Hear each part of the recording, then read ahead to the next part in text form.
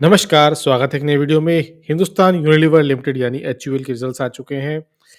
सोचा था कि रिजल्ट देखने के बाद मेरे मन में पहले थॉट आया कि नहीं पोस्ट करते तो भी चलता, क्या ज़रूरत थी? बट चलिए एक बार देख लेते हैं रिजल्ट्स, टेक्निकल एनालिसिस कर लेंगे, फिर देखते हैं क्या हो सकता है। चलिए शुरू करते हैं।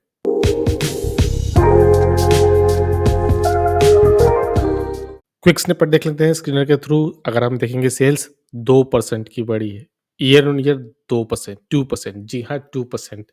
पीई है 53.2, मार्केट कैप है 5,50,000, प्राइस है 2300 के आसपास और सेल्स बढ़ी है 2%, EBITDA बढ़ा 1%। नेट प्रॉफिट में इंक्रीज है, अगर आपको देख रहा हो year on year quarter on quarter. वो क्यों? क्योंकि इसमें 500 समथिंग और जो है वो एक्सेप्शनल आइटम है, उसको आगे चल के देखेंगे, इसीलिए ईपीएस भी बढ़ के आया है। तो काफ़ी विकट स्थिति है, विकट रिजल्ट है। ऑपरेटिंग एनवायरनमेंट के बारे में इन्होंने अपने प्रेजेंटेशन में बताया है, यही सेम चार्ट हमको मिला था। जो ये ग्रीन लाइन है, ये रूरल कंजम्पशन दिखा रही है कि रूरल कंजम्पशन में तो इंक्रीज है। अर्बन जो पर्पल लाइन है वो नीचे दिख रहा है, अर्बन कंजम्पशन हो ही नहीं रही है, लेकिन रूरल कंजम्पशन बढ़ जा रही है। और जो इनका जो ये डॉटेड लाइन जो है, ये है इनका एफएमसीजी का ग्रोथ किस तरह हो रहा है नेल्सन के अनुमान से। तो काफ़ी दिलचस्प कंडीशन है। पहले कहा जा रहा था कि रूरल इकोनॉमी नहीं बढ़ रही है, रूरल कंज़म्पशन नहीं है। वो तो ऊपर ही ऊपर जा रहा है, अर्बन नीचे आ रही है। अब क्या है कि लोग ब्रांड नहीं जा रहे हैं। सब कंपनी के अपने सस्ते एचयूएल के पास क्या है देखिए, एचयूएल के पास भतेरे ब्रांड है। 100-200 इनके पास ब्रांड होंगे, बेहतरीन-बेहतरीन ब्रांड होंगे। लेकिन आजकल हर कंपनी सोशल मीडिया के थ्रू, किसी इन्फ्लुएंसर के थ्रू अपना ब्रांड लॉन्च कर दे रही है। क्विकली हो रही है, वहाँ इनको इम्पैक्ट पड़ रहा है। तो ये इन्होंने एक फाइनेंशियल हाइलाइट की एक स्निपेट दी है, जहाँ इनकी ग्रोथ जो है वो 15,195 करोड़ की है। ग्रोथ हम पहले देख चुके हैं, सेल्स देख चुके हैं हम 2% की हो गए हैं, लेकिन वॉल्यूम ग्रोथ देखिए फ्लैट। वॉल्यूम बिल्कुल नहीं बढ़े हैं, अर्निंग देखिए फ्लैट। ये कंडीशंस ठीक नहीं है। एचयूएल कुछ चेंज कर रहा है, क्या कर रहा है? प्योरेट का डिसइन्वेस्टमेंट है, इन्होंने इसको सेल कर दिया है। आइसक्रीम क्वालिटी वॉल्स जो है, इसको वो डिमर्ज करेगा। ये एज़ अ सेपरेट एंटिटी आगे चल के एनएससी, बीएसई पर लिस्ट होगी और मिनिमलिस्टिक ब्रांड जिसको अभी बोर्ड मीटिंग में अप्रूवल मिल गया है, इसको ये एक्वायर करेंगे। तो कुछ अपनी स्ट्रैटेजी में चेंज ला रहे हैं, यहाँ इसकी स्ट्रैटेजी ऐसी है कुछ। सेगमेंट में देखेंगे तो आप देखोगे होम केयर से 18% का इनका मार्जिन है, रेवेन्यू देखिए कितना है। सबसे जो ज़्यादा रेवेन्यू है वो होम केयर में ही है। उसके बाद आता है ब्यूटी वेलबीइंग, फिर देखिए पर्सनल केयर और फूड्स, जहाँ ताजमहल की आप टी पीते हैं। ब्रांड्स बहुत हैं इनके पास, इसीलिए इनका इनको इतना फ़ायदा है। अब इन सेगमेंट्स में देख लेते हैं ग्रोथ किस हिसाब से है, तो देखिए सिंगल लाइन डिजिट के जो ग्रोथ है वो है इनकी होम केयर में बिल्कुल भी अ, ठीक नहीं है। ब्यूटी वेलबीइंग भी देख लीजिए, single low single digit decline है, ये भी ठीक नहीं है।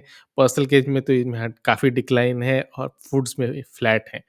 तो सेगमेंट वाइज़ हर सेगमेंट में इनके तकलीफ हो ही रही है और इनकी स्ट्रैटेजी थी ही प्योरेट की डिसइन्वेस्टमेंट वो पूरी हो चुकी है, डीमर्जर अप्रूव हो गया है और मिनिमलिस्ट का एक्विजिशन किया है। आइसक्रीम जो यानी क्वालिटी सेगमेंट है, क्वालिटी वॉल्स वाला, उसका 1:1 मिलेगा। अगर आपके पास एचयूएल का 1 शेयर है, तो आपको 1 शेयर मिलेगा क्वालिटी वॉल्स का, इस तरह का अरेंजमेंट है। और 10 जनवरी 2025 को इन्होंने इसका इनकॉर्पोरेशन भी किया है, आगे चल के ये डीमर्जर होगी।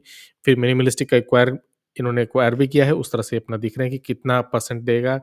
90.5% स्टेक इसमें लेगा, कितना करोड़ स्पेंड करेगा।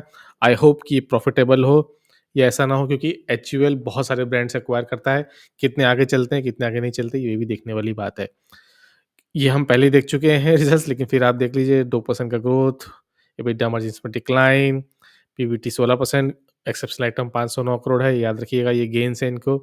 ये कुछ प्रॉफिट्स को इन्होंने एडजस्ट किया है, उस हिसाब से मिला है, तो ये कोई हमेशा नहीं मिलेगा, याद रखिए। इसीलिए आप एक्सेप्शनल आइटम को धोखा मत समझिएगा। इसमें देखिए कि नेट प्रॉफिट में 19% का जंप है, नहीं, ये इसमें एक्सेप्शनल आइटम है, वन टाइम है ये।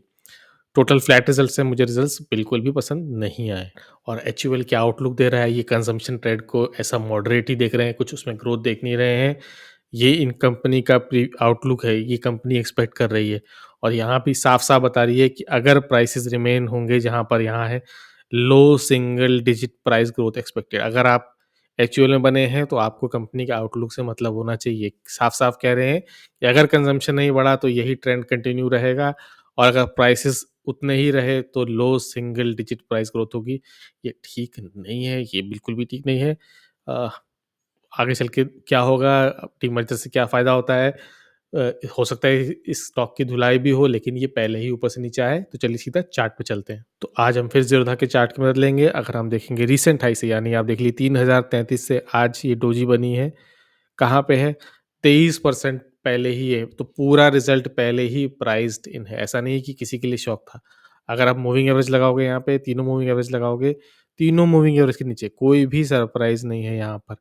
अगर यही चार्ट आप वीकली बेस पे लगा लोगे, देखोगे वीकली बेस पर भी 200 डेमा के नीचे ही है, ऐसा नहीं है, और ऊपर से भी डिक्लाइन ही हो रहा है।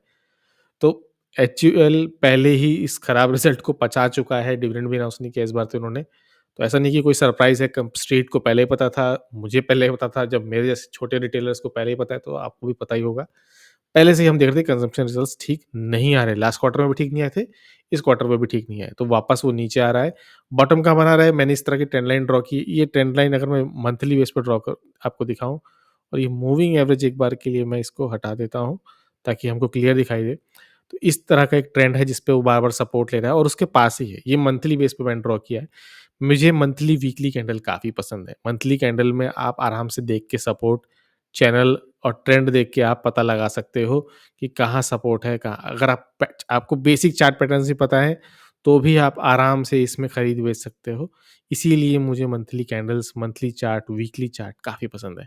मैंने सब हाइलाइट किए हैं, अगर आपने आइडेंटिफ़ाई कर लिया कि कौन-सा क्या है तो गुड, नहीं किया कोई बात नहीं, आगे डिस्कस करेंगे। टेक्निकल एनालिसिस ऐसा तो नहीं कि एक दिन में आ जाएगी। तो वापस इसको वीकली बेस पे लगाता हूँ मैं, वीकली बेस पे आप होगे, तो ये अभी भी इसमें थोड़ा-सा नीचे आने का चांस है। 22, ऐसा समझिए कि 2275, अभी 100 पॉइंट, 150 पॉइंट आराम से नीचे सकता है, और ऐसा नहीं कि अगर ये नीचे गया तो हो सकता है इस तरह से डोजी भी बना दे वीकली बेसिस पर। तो ज़रूरी नहीं कि नीचे जाए तो वो उससे ऊपर क्लोज़ नहीं जाएगा, लेकिन हाँ, एक सपोर्ट, एक जो अभी भी इसमें जो स्कोप है, यहाँ से भी मैं अगर इसको नीचे लेके चलूँ, तो इस ट्रेंड लाइन के पास 75.3% का अभी भी डाउन स्कोप है। मार्केट ने पचा रखा है, वो देखते हैं कैसे डीमर्जर, डीमर्जर रेशो उसको कैसे देखता है, उसके हिसाब से डिसीज़न लीजिएगा। और अगर ग्रोथ नहीं बढ़ी तो काफ़ी तकलीफ होगी, जो कंपनी पहले ही आपको बता रही है। अगर इस सपोर्ट के पास आप बाय करते हो, याद रखना आपकी एनालिसिस, आपका पैसा। मेरे कहने से आप बिल्कुल भी बाय मत करना। ये वीडियो बिल्कुल भी बाय सेल रिकमेंडेशन किसी भी एंगल से नहीं है। ये सिर्फ़ रिज़ल्ट को पढ़ने का, टेक्निकल एनालिसिस करने की प्रैक्टिस है जो हम करते आए हैं। तो अगर ये अ, जो स्विंग ट्रेड्स वाले होते हैं वो लोअर सपोर्ट वीकली बेस पे लेते हैं। देखिए यहाँ पर तो स्विंग वाले फँस गए नो डाउट। जिसने यहाँ कहीं लेके बेचा होगा फिर वापस आया नहीं, बट ठीक है। कभी-कभी आप स्विंग ट्रेड में भी अटक जाते हो। तो यहाँ पे जिसने स्विंग किया होगा उसने सपोर्ट पे लिया, रेजिस्टेंस पे बेचा। अब वापस वो सपोर्ट के आस-पास आ रहा है। अब आपके ऊपर है, आप यहाँ लो, यहाँ लो। इस रेजिस्टेंस से पास लोगे तो ऊपर फिर एक 30% का स्कोप है, और कोई गारंटी नहीं है कि 30% मिलेगा ही मिलेगा। अगर थोड़ी-सी कंडीशंस इंप्रूव हुए तो ज़रूर हो सकता है। मैं तो कहता ही नहीं कि आप इस बॉटम पे लो। आपने यहाँ लिया, यहाँ बेच दिया, 10% का स्विंग भी काफ़ी होता है।